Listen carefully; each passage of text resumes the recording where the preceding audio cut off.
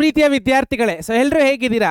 ನಾನು ನಿಮ್ಮ chemistry lecturer Praveen sir. ಇಲ್ಲ ಬೇಡ, ಸೊ ಇವತ್ತಿಂದ ನಾನು ನನ್ನ ಹೆಸರನ್ನ ಒಂದು ಸ್ವಲ್ಪ ಮೋಟಿವೇಟ್ ಮಾಡೋಣ ಅಂತ ಅನ್ಕೊಂಡಿದ್ದೀನಿ. ಸೊ ಇವತ್ತಿಂದ ನಾನು ಮಕ್ಕಳೇ, ಸೊ ನಾನು ನಿಮ್ಮ ಪಾಸಿಟಿವ್ ಪ್ರವೀಣ್ ಸರ್ ಆಗಿ ಚೇಂಜ್ ಆಗ್ತೀನಿ. ಅರ್ಥ ಆಗ್ತಿದ್ದಿಲ್ಲ? ಇನ್ನು ಮುಂದೆ ನಾನು ನಿಮ್ಮ ಪಾಸಿಟಿವ್ ಪ್ರವೀಣ್ ಸರ್ ಅಂತ ಹೇಳ್ತೀನಿ. ಯಾಕಂದರೆ ಮಕ್ಕಳಿಗೆ ಬರ್ತಾ ಬರ್ತಾ ಎಕ್ಸಾಮಲ್ಲಿ ತುಂಬ ಲೋ ಮೋಟಿವೇಶನ್ ಆಗ್ತಾ ಇದೆ.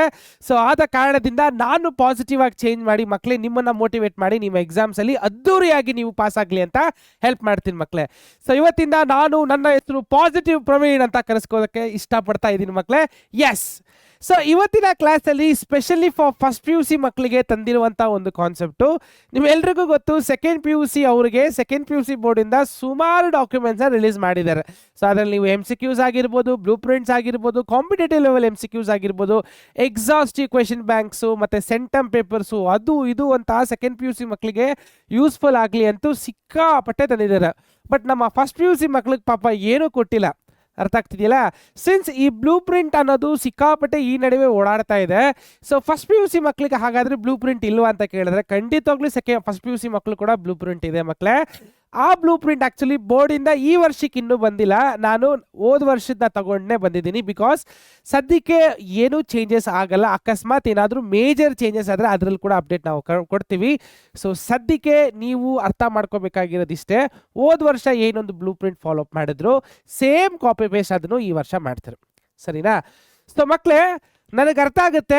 ಸೊ ನಿಮಗೆ ಎಕ್ಸಾಮ್ಸ್ ಹತ್ರ ಬರ್ತಾ ಬರ್ತಾ ಪಿ ಯು ಮಕ್ಕಳಿಗೆ ಕೆಲವೊಬ್ಬರಿಗೆ ಇನ್ನೂ ಪಾಠ ಅರ್ಥ ಆಗ್ತಾ ಇಲ್ಲ, ಕಾನ್ಸೆಪ್ಟ್ಸ್ ಗೊತ್ತಾಗ್ತಾ ಇಲ್ಲ, ಏನು ಮಾಡೋದಂತ ಲೈಕ್ ತುಂಬ ಸೈನ್ಸ್ ತಗೊಂಡು ನಾನು ತಪ್ಪು ದಾರಿಯಲ್ಲಿ ಹೋಗ್ಬಿಟ್ಟಿದ್ದೀನಾ ಅಂತ ಕೆಲವ್ರಿಗೆ ಫೀಲ್ ಆಗ್ತಿರುತ್ತೆ. ಸೊ ಈ ವಿಡಿಯೋ ನೋಡ್ತಿದ್ರೆ ನಿಮಗೂ ಅನಿಸ್ಬೋದು, ಸೊ ಸೈನ್ಸಲ್ಲಿ ನನಗೆ ಏನೂ ಅರ್ಥ ಆಗ್ತಿಲ್ಲ, ಏನೋ 10th ಓದ್ತಿರುವಾಗ ಡಾಕ್ಟರ್ ಆಗಬೇಕು, ಇಂಜಿನಿಯರ್ ಆಗಬೇಕು ಅಂತ ಕನ್ಸು ಕಂಡುಕೊಂಡು ಆ ಸ್ಟ್ರೀಮಲ್ಲಿರುವಂಥ ಈ ಸೈನ್ಸ್ನ ಚೂಸ್ ಮಾಡಿದೆ. ಬಟ್ ನನಗೆ ಆ ಒಂದು ಫೀಲ್ಡಲ್ಲಿ ಮುಂದೋಗೋಕೆ ಆಗ್ತಾ ಇಲ್ಲ. ಯಾಕಂದರೆ ಟಾಪಿಕ್ಸ್ ಆ ಥರ ಇದೆ. ಫಿಸಿಕ್ಸಲ್ಲಿ ಡಿರೈವೇಷನ್ ಸಿಕ್ಕಾಪಟ್ಟಿದೆ, ಚಾಪ್ಟರ್ಸ್ ಜಾಸ್ತಿ ಇದೆ.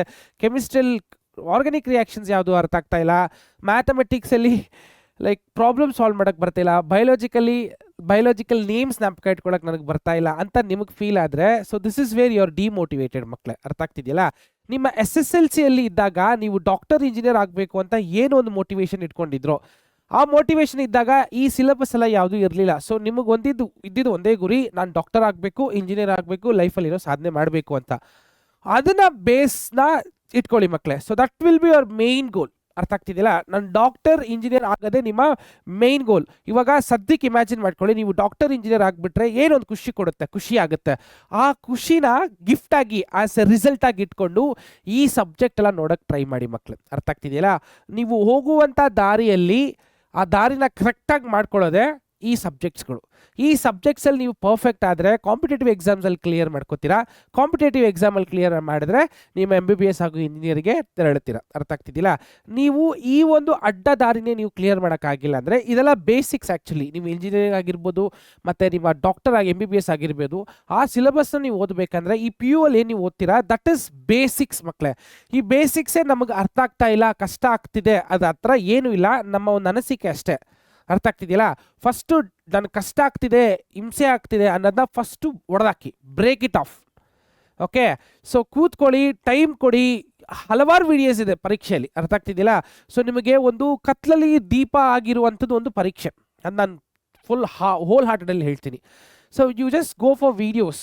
ಯಾವ ಟಾಪಿಕ್ ನೀವು ಸ್ಟಡಿ ಮಾಡ್ತಿದ್ದೀರಾ, ಆ ಟಾಪಿಕ್ ಸ್ಟಡಿ ಮಾಡೋಕ್ಕಿಂತ ಮುಂಚೆ ಪರೀಕ್ಷೆಲ್ಲ ವೀಡಿಯೋ ಇರುತ್ತೆ, ಯಾವುದಾದ್ರು ತೊಗೊಳ್ಳಿ. ಒನ್ ಶಾಟ್ ಇರ್ಬೋದು, ಶಾರ್ಟ್ ಫಾರ್ಮ್ ವೀಡಿಯೋಸ್ ಇರ್ಬೋದು, ಶಾರ್ಟ್ ಮೆಮೊರಿ ಟ್ರಿಕ್ಸ್ ಆಗಿರ್ಬೋದು, ಎಲ್ಲನೂ ಅವೈಲೇಬಲ್ ಇರುತ್ತೆ. ನೀವು ಮಾಡಬೇಕಾಗಿರೋದು ಜಸ್ಟ್ ಸರ್ಚ್ ಮಾಡಿ ಸಾಕು. ಅರ್ಥ ಆಗ್ತಿದ್ದಿಲ್ಲ? ಸೊ ಯಾವುದೇ ಕಾರಣಕ್ಕೂ ಜಸ್ಟ್ ಸಿಲೆಬಸ್ನ ನೋಡಿಕೊಂಡು ನಿಮ್ಮ ಡಾಕ್ಟರ್ ಅಥವಾ ಇಂಜಿನಿಯರ್ ಕನಸನ್ನ ಹೊಡೆದಾಕೊಳ್ಳಬೇಡಿ, ಕಳ್ಕೊಬೇಡಿ. ಅರ್ಥ ಆಗ್ತಿದೆಯಲ್ಲ ಹೇಳ್ತಿರೋದು? Please do not dissolve your dreams ಮಕ್ಕಳೇ.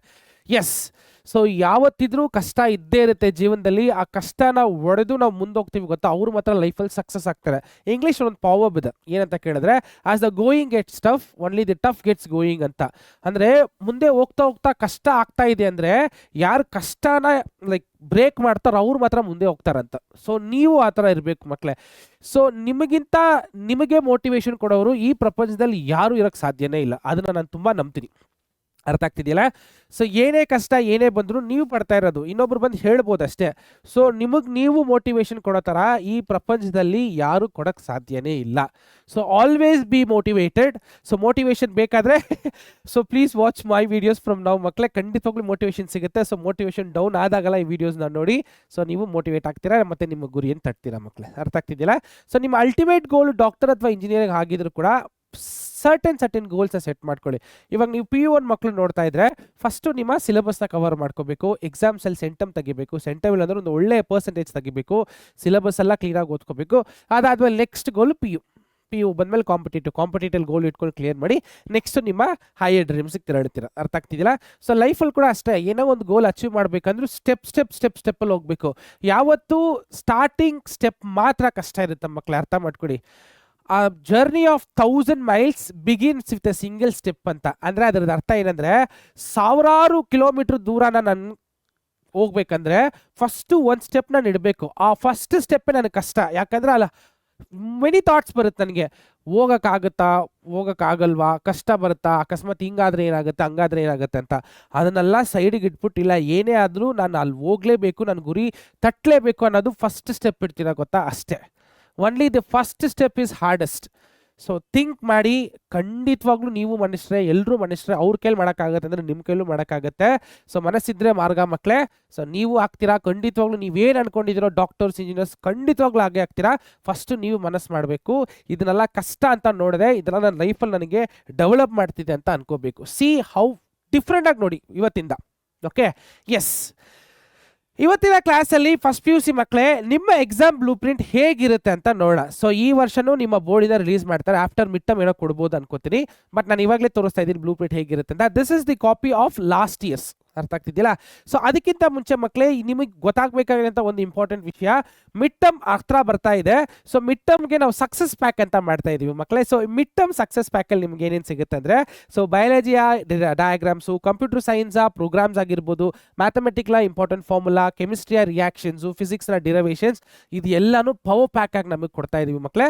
ಸೊ ನೀವು ಮಾಡಬೇಕಾಗಿರೋದಲ್ಲ ಇಷ್ಟೇ, ಕೆಳಗೆ ಕೊಟ್ಟಿರುವಂಥ ಕಮೆಂಟ್ ಸೆಕ್ಷನಲ್ಲಿ, ಪಿಂಡ್ ಕಮೆಂಟ್ ಸೆಕ್ಷನಲ್ಲಿ ಒಂದು ಲಿಂಕ್ ಇರುತ್ತೆ, ಅಂದರೆ ನಮ್ಮ ಬ್ಯಾಚಸ್ಗೆ ಜಾಯ್ನ್ ಆಗುವಂಥದ್ದು. ಅರ್ಥ ಆಗ್ತಿದ್ರೆ ನಮ್ಮ ಬ್ಯಾಚಸ್ ಬಗ್ಗೆ ಹೇಳಬೇಕನ್ನೋ ನೆಸೆಸಿಟಿ ಇಲ್ಲ, ನಿಮ್ಮೆಲ್ಲರಿಗೂ ಗೊತ್ತಿದೆ. ಫಸ್ಟ್ PUC ಆಗಿರುವಂಥ ನಿಮಗೆ ಆರಂಭ ನೀಟ್ ಅಂಡ್ ಆರಂಭ KCET ಅಂತ ಇಂಟಿಗ್ರೇಟೆಡ್ ಬ್ಯಾಚಸ್ ನಾವು ತಂದಿದ್ದೀವಿ ಮಕ್ಕಳೇ. ಸೊ ಈ ಬ್ಯಾಚಸಲ್ಲಿ ನಿಮಗೆ ಬೋರ್ಡ್ ಸಿಲೆಬಸ್ಸು ಕವರ್ ಆಗುತ್ತೆ. ನೀವು KCET ಆಪ್ ಮಾಡಿದರೆ KCET ಸಿಲೆಬಸ್ ಕವರ್ ಆಗಿ ಕಾಂಪಿಟೇಟಿವ್ ಎಕ್ಸಾಮ್ಸ್ ಸಂಬಂಧಪಟ್ಟಂಗೆ PYQs, ಟೆಸ್ಟ್ಸು, PYQs ಎಲ್ಲ ಥರದ್ದು ಕೊಡ್ತೀವಿ. Same applies for neat. ಅರ್ಥ ಆಗ್ತಿದ್ದಿಲ್ಲ? ಸೊ ನೀವು ಮಾಡಬೇಕಾಗಿರೋದಿಷ್ಟೇ, ಕಮೆಂಟ್ ಸೆಕ್ಷನಲ್ಲಿ ಲಿಂಕ್ ಇರುತ್ತೆ. ಸೊ ಆರಂಭ ನೀಟಾ ಅಥವಾ ಆರಂಭ KCET ಅಂತ ನೀವು ಡಿಸೈಡ್ ಮಾಡಿದ್ರೆ ಸಾಕು ಮಕ್ಕಳೇ. ಅರ್ಥ ಆಗ್ತಿದ್ದೀರಾ? ನಾವು coming to our blue print.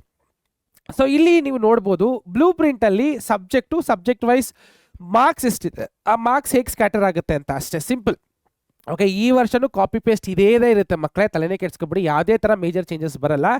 So since chapter ಇದು ಸೇಮ್ ಇತ್ತು, ಹೋದ ವರ್ಷನೂ ಅದೇ ಇತ್ತು, ಅದ್ರದ್ದು ಹಿಂದಿನ ವರ್ಷನೂ ಅದೇ ಇತ್ತು. ಸೊ ಈ ವರ್ಷನೂ ಸೇಮ್ ಇರುತ್ತೆ. ಓಕೆ, 95% ಸೇಮ್ ಇರುತ್ತೆ.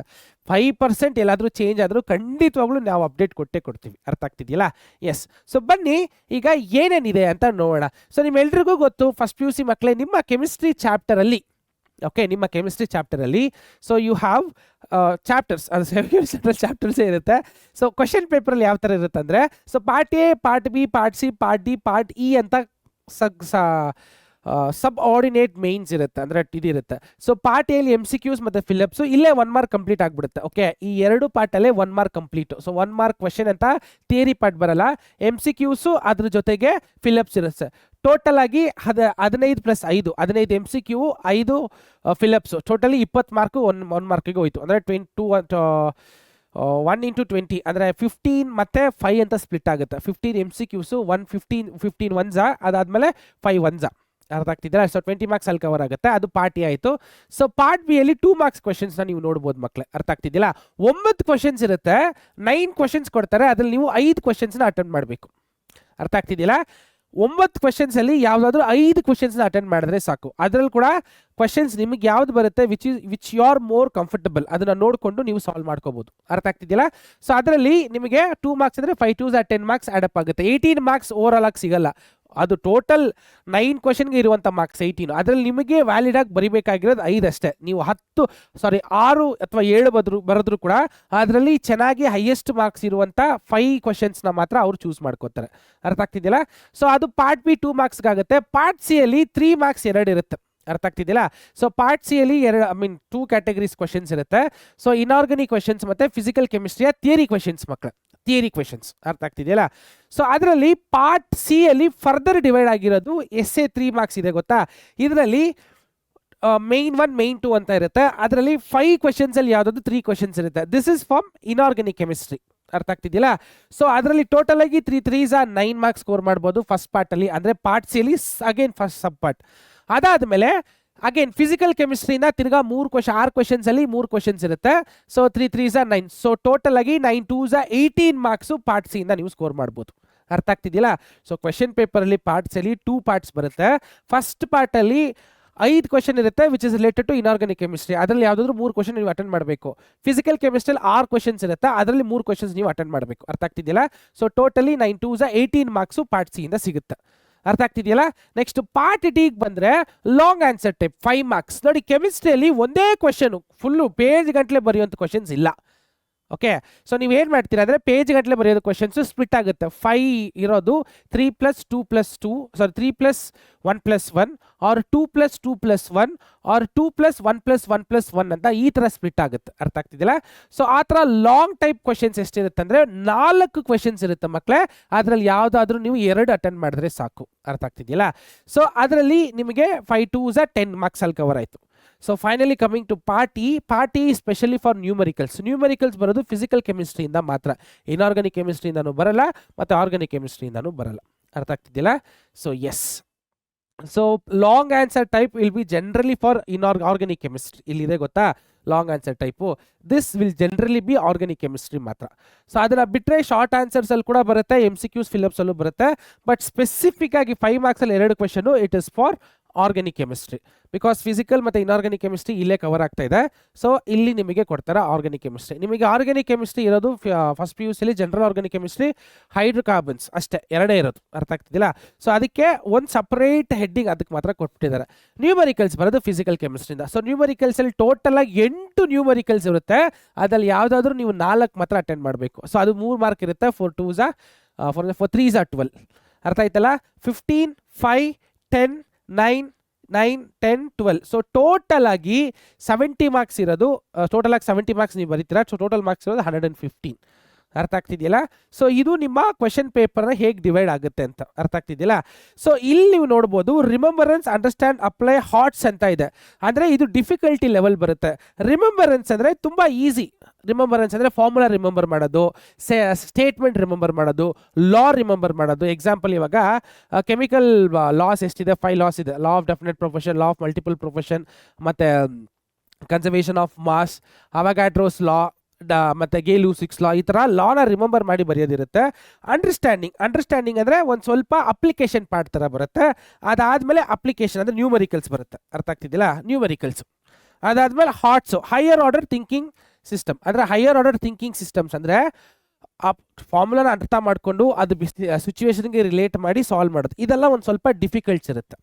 ಅರ್ಥ ಆಗ್ತಿದ್ದಿಲ್ಲ? ಸೊ ಈ ಥರ ನಿಮ್ಮ ಕ್ವಶನ್ ಪೇಪರ್ನ ಪ್ಯಾಟರ್ನ ಸ್ಪ್ಲಿಟ್ ಮಾಡಿರ್ತಾರೆ. ಇವಾಗ ಸಬ್ಜೆಕ್ಟ್ ವೈಸ್ ಎಷ್ಟೆಷ್ಟು ಕ್ವಶನ್ಸ್ ಬರುತ್ತೆ ಅಂತ ಬೇಗ ನೋಡ್ಕೊಂಡು ಹೋಗ್ಬಿಡೋಣ. ಅರ್ಥ ಆಗ್ತಿದ್ದಿಲ್ಲ? ಸೊ ಇದು ನೋಡಿದ್ರೆ ಕ್ವಶನ್ ಪೇಪರ್ ಹೇಗಿರುತ್ತೆ, ಯಾವ್ಯಾವ ಚಾಪ್ಟರಿಂದ ಯಾವ್ಯಾವ ಟಾಪಿಕಿಂದ ಜನರಲಿ ಬರುತ್ತೆ ಅಂತ ಗೊತ್ತಾಗ್ಬಿಡುತ್ತೆ. ಸೊ ನಿಮಗಿರೋದು some basic of chemistry, structure of atom, thermodynamics, equilibrium, classification of elements and periodicity, chemical bonding and molecular structure, redox reaction, ಮತ್ತೆ organic chemistry and basic principles and techniques, ಮತ್ತೆ hydrocarbon. ಇದು ನಿಮ್ಮ physical chemistry numerical ಬರುವಂಥ ಜಾಗ. ಇದು ನಿಮ್ಮ inorganic chemistry theory part ಬರುವಂಥ ಜಾಗ. ಇದು ನಿಮ್ಮ ಆರ್ಗಾನಿಕ್ ಕೆಮಿಸ್ಟ್ರಿ, ಇಲ್ಲಿ ನಿಮಗೆ ರಿಯಾಕ್ಷನ್ಸ್ ಬರುತ್ತೆ. ಅರ್ಥ ಆಗ್ತಿದ್ದಿಲ್ಲ? ಸೊ ಇದರಲ್ಲಿ ನಾನು ಹೇಳಿದೆ ಗೊತ್ತಾ, ರಿಮೆಂಬರೆನ್ಸ್, ಅಂಡರ್ಸ್ಟ್ಯಾಂಡ್, ಅಪ್ಲಿಕೇಶನ್, ಹಾಟ್ಸ್. ಆ ಒಂದೊಂದು ಟಾಪಿಕಲ್ಲೂ ಯಾವ ಥರ ಸ್ಪ್ಲಿಟ್ ಆಗುತ್ತೆ ಅಂದರೆ 1 mark 2 mark 3 mark long answer type. ಅರ್ಥ ಆಗ್ತಿದ್ದಿಲ್ಲ? ಲಾಂಗ್ ಆನ್ಸರ್ ಟೈಪ್ ಅಂತ ಇರುತ್ತೆ. ಅಂದರೆ 5 ಮಾರ್ಕ್ಸ್ ಇರುತ್ತೆ ಗೊತ್ತಾ, ಆ ಥರ. ಸೊ ಇದನ್ನ ನೋಡಿಕೊಂಡು ಕ್ವೆಶನ್ಸ್ ಹೇಗೆ ಬರುತ್ತೆ ಅಂತ ನಾವು ಪ್ರಿಡಿಕ್ಟ್ ಮಾಡ್ಬೋದು. ನೀವು ಫಿಸಿಕಲ್ ಕೆಮಿಸ್ಟ್ರಿಯಲ್ಲಿ ನೋಡಿದ್ರೆ ಇಲ್ಲಿ NP ಅಂತ ಇರುತ್ತೆ. ವಾಟ್ ಈಸ್ ದಿಸ್ NP ಅಂತ ಕೇಳಿದ್ರೆ ನ್ಯೂಮರಿಕಲ್ ಪ್ರಾಬ್ಲಮ್ ಅಂತ ಅರ್ಥ. ಅರ್ಥ ಆಗ್ತಿದೆಯಲ್ಲ? ನ್ಯೂಮರಿಕಲ್ ಪ್ರಾಬ್ಲಮ್ಸ್ ನೋಡಿ. ಸೊ ಅಂಡರ್ಸ್ಟ್ಯಾಂಡಿಂಗ್ ಅಲ್ಲಿ ಒಂದು ನ್ಯೂಮರಿಕಲ್ ಪ್ರಾಬ್ಲಮ್ 3 ಮಾರ್ಕ್ಸ್ ಬರುತ್ತೆ. ಸೊ ಅಪ್ಲಿಕೇಶನ್ ಪಾರ್ಟ್ ಅಲ್ಲಿ ನ್ಯೂಮರಿಕಲ್ ಪ್ರಾಬ್ಲಮ್ ಒಂದು ಬರುತ್ತೆ.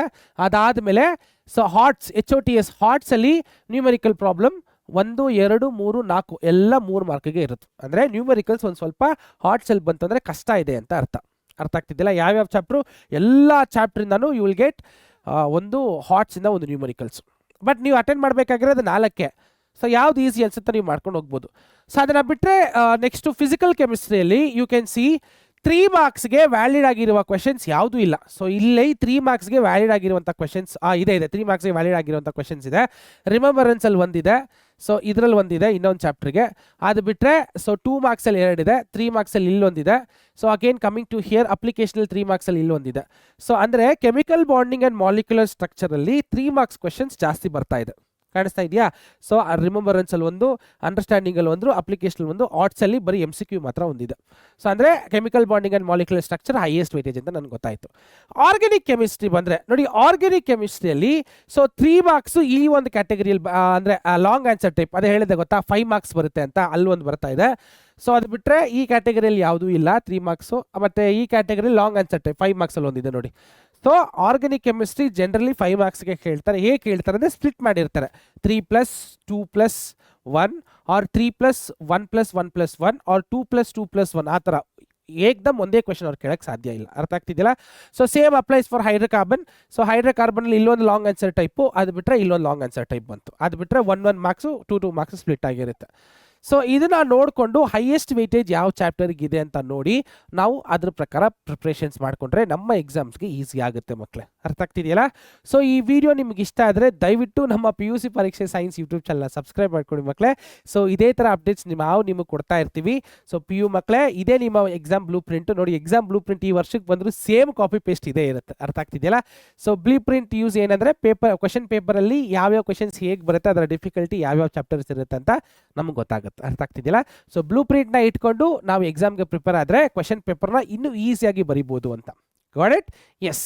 ಮತ್ತೊಂದು ಅದ್ಭುತವಾದ ವಿಡಿಯೋದಲ್ಲಿ ನಾನು ನಿಮ್ಮನ್ನು ಮೀಟ್ ಮಾಡ್ತೀನಿ ಮಕ್ಕಳೇ. ಅಲ್ಲಿ ತನಕ ಟೇಕ್ ಕೇರ್. ಬಾಯ್ ಬಾಯ್ ಮಕ್ಕಳೇ.